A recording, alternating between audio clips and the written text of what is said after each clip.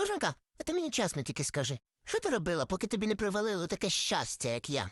Скучала, навірно, висипалася ночами, тюлі міняла раз в 10 років, а потім ти знудилась і рішила купити мене?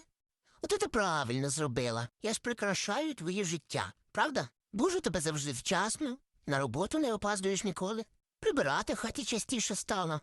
А головне, добріша стала. А то як же ж? Як можна жити без кота? От скажи мені. Не жизнь, а сплошна тоска. Ми з тобою команда. Я шкодничаю, а ти розгрібаєш. Ну хіба ж не весело? А саме головне, що я нікуди вже від тебе